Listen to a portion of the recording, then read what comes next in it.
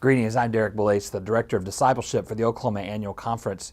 One of the things that we've been trying to strengthen in our annual conference are our membership records. Keeping up with our membership records and knowing who has said yes to following Jesus Christ for the transformation of the world through our churches.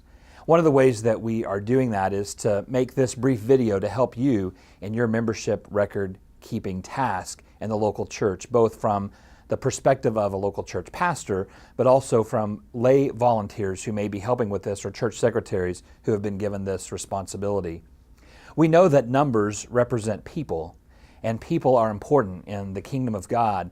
In the book of Acts, we have this beautiful story of the beginning of the early church, and in that story, the very end of it talks about the fact that day by day, the Lord added to the numbers those who were being saved. The only way we know that is that they were keeping track of who was there, who was a part of the membership, if you will. And then Jesus in Luke 15, in those three beautiful parables, tells the story of losing one sheep. And he goes out into the wilderness to find that one. How would Jesus know the one that needed to be found? Because he knew of the 100 who were there. And then he says that he called together his friends, saying, "Rejoice with me, for I have found my sheep that was lost." The only reason that Jesus knew that is because he knew who was a part of the flock and who wasn't there. And so we believe that this idea of keeping track of our membership, of our numbers, of our people is very important. In 2004, the Book of Discipline changed, gave us two new definitions for membership. One is the baptized member, which replaced the old preparatory members. Those are persons who have been baptized in a Christian baptism. The second new phrase, the second new definition, is the professing member. That replaced the full member, and that's a baptized member who has taken a vow declaring the Christian faith. These are the ones who are counted on table 1 as a full member or a professing member of your local church. The 2017 to 2020 United Methodist Church Membership Records Manual is a great place for you to find all of the information that you need. We've also tried to create a membership hub at the Oklahoma United Methodist Conference website. You will find that link on the screen. You will be able to see there documents that we have created, membership frequently asked questions, a flow chart of membership records, an article on why statistics are important, a job description for the membership secretary of your local church, but most importantly, fillable membership transfer letters so that you do not have to create those on your own. You can go there and use the ones that we have created for your local church. We've also created an audit guide so that you can audit your membership records as a yearly expectation of the Book of Discipline. Churches are required to keep certain membership records. Among those, a permanent church register, a register of professing members who might have been removed by charge conference, a constituency roll, an affiliate and associate membership roll, and an annual report of members attending colleges. The pastor is responsible for keeping these records, but you do not have to do this work alone if you are a local church pastor. Rely on the membership secretary and others to assist in this endeavor. It's very important to keep a backup file of your membership records off-site in case of a fire or some other sort of natural disaster. To take an inventory of your current record-keeping system and move from paper records to software when possible. The Church Membership Audit Guide has a listing of software utilized by many Oklahoma Conference churches. You can utilize either the charge conference season or the month of January when tables 1, 2, and 3 are due to focus on this task of membership records. Do not allow this task to become overwhelming. But it is important to audit the membership records on a yearly basis. The Membership Audit Guide is available to you to do that in a way that is most feasible for you. Questions that you might consider are, how are you currently doing a membership audit? Not removing members from your roles, but how are you reconnecting with those who are members of your local church? Guiding questions for a membership audit include these. Who is responsible for the audit? What software do you currently use to keep your membership records, or do you have plans to move in that direction? Where is your permanent register, and who is responsible for keeping it current? Who adds to your permanent membership record when someone joins your church? And again, if you have not considered moving to membership software, now would be a great time to do that.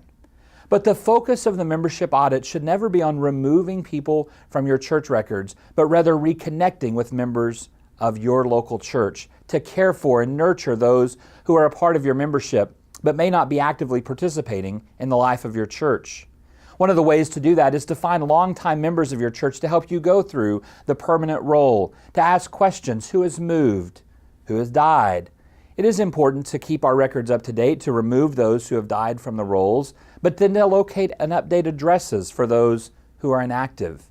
Mailing addresses can be difficult to find, so utilize things like social media in an attempt to reconnect with those persons. Finally, develop a plan of care to reconnect with those who no longer participate in the life of your church. There are some ways to close gaps in membership record keeping. Of course, conducting that yearly membership audit is very important. After the first or cleanup year, it becomes very easy to do this on a yearly basis. Purchase and share the United Methodist Membership Records Manual with those who are involved in record keeping, and make sure that people know about the Oklahoma United Methodist Conference Membership Records Hub.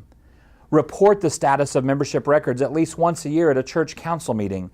This is the responsibility of the membership secretary, but should never be done by that person alone. Finally, follow a plan of care for members, developed by the appointed pastoral leadership in conjunction with the appropriate church committees. Be faithful in preparing the submitted reports, and this job becomes quite easy. But the question you may be asking is, why is this important? What does the research tell us about reconnecting with members? In the summer of 2006, Lifeway conducted a survey of 469 formerly churched adults. 4% of those who answered the questions in the survey said that they were actively looking for a church to attend regularly other than the church they attended. 6% of those surveyed would prefer resuming attending in a regular fashion the same church they had attended.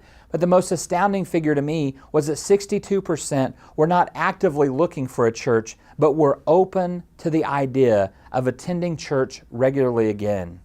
41% of those who responded said that they would respond positively to an invitation from a friend or an acquaintance. See, the implications are there. The percentage is high that those people you are trying to reconnect with as a part of your membership auditing and your record keeping may just be ready to come back. So have people in your church willing to do the reconnection. Of course, a letter from the church is good, a letter from the pastor is good, but what happens when you feed those names to the acquaintances of people in the church who can reconnect with them? A second study conducted by Charles Arnn at Wesley Seminary of Indiana Wesleyan University found that 82% of folks who drop out of church do so in the first year of church attendance. But the study indicated that there were two spikes where this actually occurs. The image that you see on the screen will help you see where those happen, oftentimes somewhere between 4 and 6 months, and then again at 12 months. That first year of membership is so vitally important. In the first 6 months, people are asking questions like, can I make new friends in this church? Is there a place I can fit in? Does this church really want me? But in the second 6 months, they're asking these sorts of questions. Are my new friends as good as my old ones? Does this group meet my needs? Is my contribution important? You see, this task of keeping track of our membership records is important. It's a biblical mandate. It's as old as that church as it began to form in the very beginning in Acts 2. Day by day, the Lord added to the numbers those who were being saved. Jesus goes and finds the one who is lost because he knew which one it was.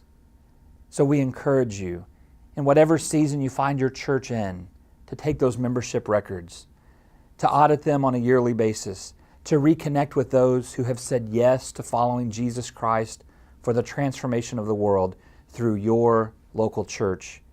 If we can ever be of any assistance to you at the Oklahoma Annual Conference, please contact us anytime. Thank you for your time and attention to this very important matter.